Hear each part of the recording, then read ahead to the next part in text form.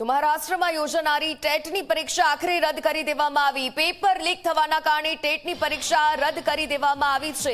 થાણેમાં કેટલાક લોકો પાસેથી પરીક્ષાનું પેપર મળી આવ્યું। પેપર મળવાના કારણે પરીક્ષા રદ કરી દેવાની ફરજ પડી છે। આવતીકાલે ટેટની પરીક્ષા યોજાવાની હતી। હવે પરીક્ષાની નવી તારીખ આગામી દિવસો દરમિયાન જાહેર કરવામાં આવશે। તો પેપર લીકને લઈને શિક્ષણ વિભાગે સમગ્ર રીતે તપાસને પણ હાથ ધરી છે। તો મહારાષ્ટ્રમાં સ્પર્ધાત્મક પરીક્ષાઓને પેપર લીક થવાનો વધુ એક નવો મામલો સામે આવ્યો। રવિવારે યોજાનારી ટીચર્સ એલિજિબિલિટી ટેસ્ટ એટલે કે ટેટની પરીક્ષા શિક્ષક પાત્રતા પરીક્ષાનું પ્રશ્નપત્ર આખરે 24 કલાક પહેલા જ થાણેમાંથી લીક થઈ ગયું હોવાના અહેવાલ છે અને આ ઘટનાને પગલે ટેટની પરીક્ષા હાલ તો રદ કરી દેવામાં આવી। મહારાષ્ટ્ર શિક્ષણ વિભાગ તરફથી આ અંગે સત્તાવાર જાહેરાત કરવામાં આવી। સૂત્રો તરફથી જે રીતે માહિતી મળી તે અનુસાર પોલીસને પેપર લીક થયું હોવાની માહિતી મળી।